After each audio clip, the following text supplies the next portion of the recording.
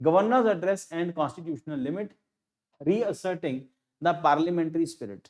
ये एक बड़ा टॉपिक, डिप्लोमेटिक टॉपिक है, कई बार हम इसको डिस्कस कर चुके हैं कि है क्या इस टॉपिक के अंदर।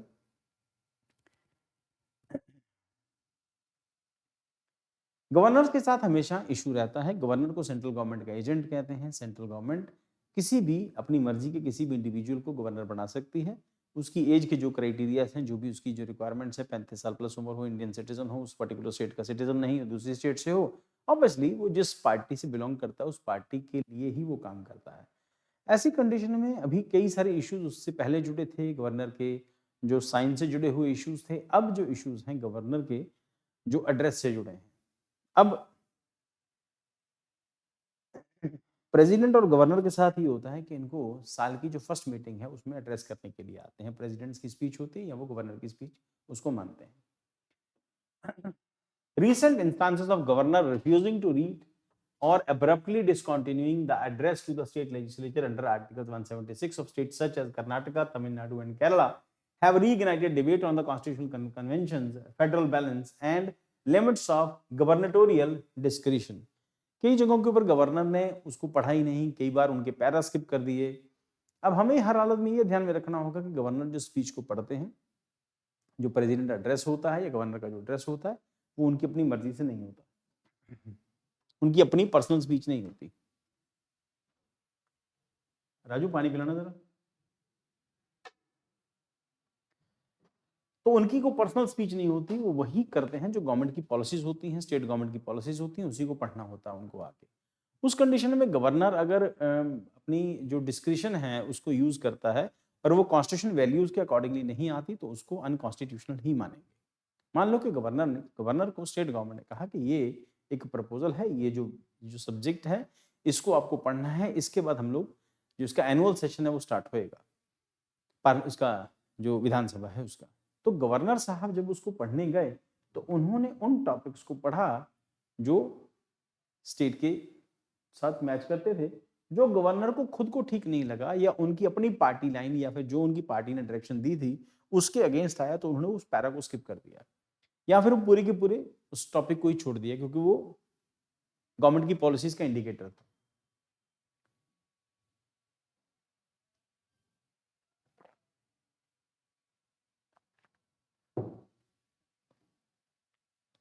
स्टेट्स ने माना ये तो कॉन्स्टिट्यूशन की वायलेशन है, इसको लेके ये जो टॉपिक है वो यही है। The issue arises core question related to the parliamentary democracy, collective responsibility, federalism, constitutional morality and the role of constitutional heads.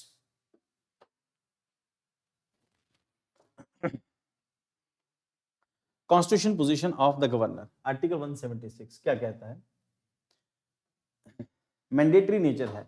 Governor shall मतलब करना ही होगा उसको। Governor shall address the legislative assembly or both houses at the beginning of the first session each year। जैसे ही साल शुरू होता है, जो पहला सेशन साल का जो भी होगा उसमें गवर्नर को एड्रेस करना है। और यहाँ पर जो टर्म शेल है, shall address the legislative assembly, मतलब उसको करना ही पड़ेगा। उसके बाद सेशन शुरू होता है। देन उसके बाद the address reflect the policies and program of the elected council of minister. तो जो काउंसिल ऑफ मिनिस्टर है उसके पॉलिसी प्रोग्राम को वो रिफ्लेक्ट करता है, not the governor personal speech. ना गवर्नर के पर्सनल व्यू है, ना वो अपनी तरफ से कुछ उसमें जोड़ सकता है, ना ही उसको निकालने का हक है। Then the governor functions as a formal channel of the communication between executive and legislative, aid and advice of council of minister। क्या कहते हैं under article 163? The governor is bound to aid and advise on the council of ministers except in constitutionally specified discretionary areas, selective reading, omission of paragraph or walking out violate the spirit of collective responsibility and constitutional propriety।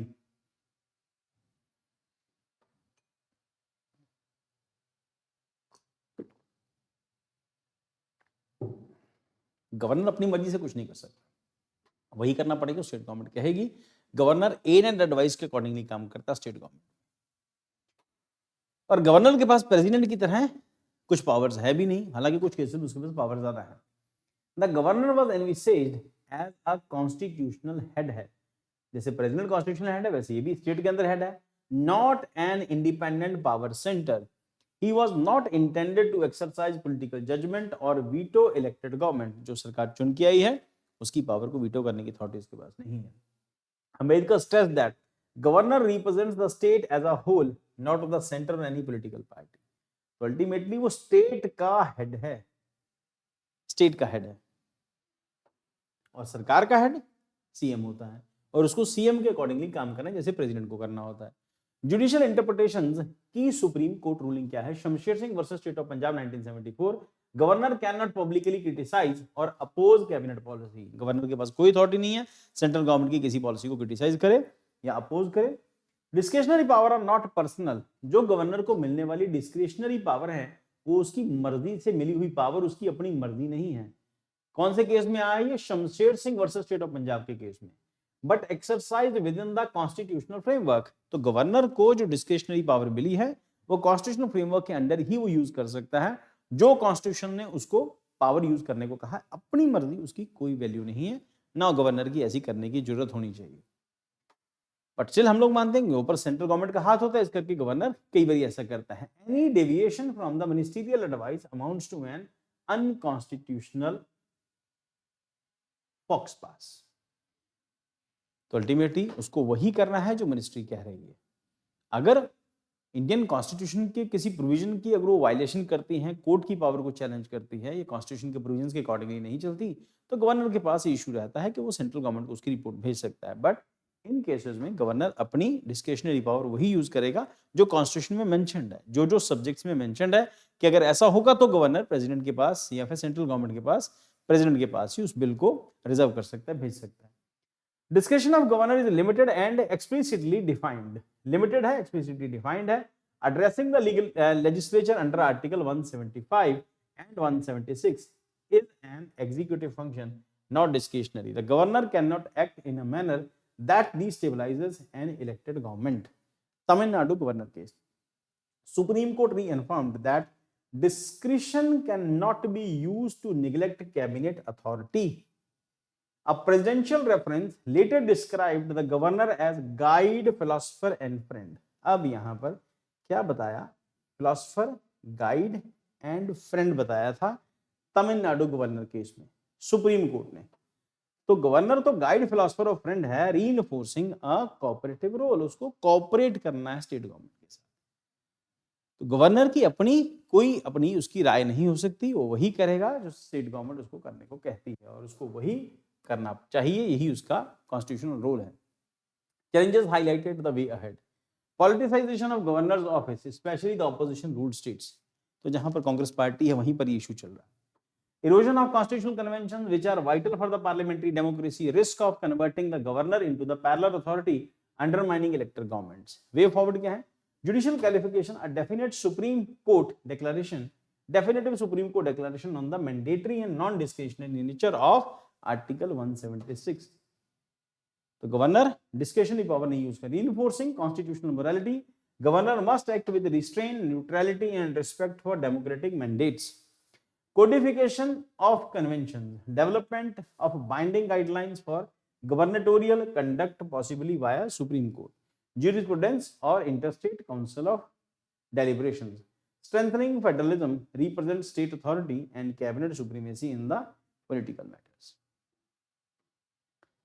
Conclusion: Governor's address is not a platform for dissent but a constitutional ritual and anchoring parliamentary accountability. Judicial precedents clearly established that discretion is limited. Governor के पास discretionary power जो है वो limited है, वो constitutional framework के अंदर ही है, structural and non-personal. Departures from these principles risk reviving a colonial style authority incompatible with responsible government. Reasserting constitutional discipline is essential to preserve the federal and parliamentary spirit of the republic. तो prelim focus की tidbits क्या होंगी आप इसको एक बार देख लें.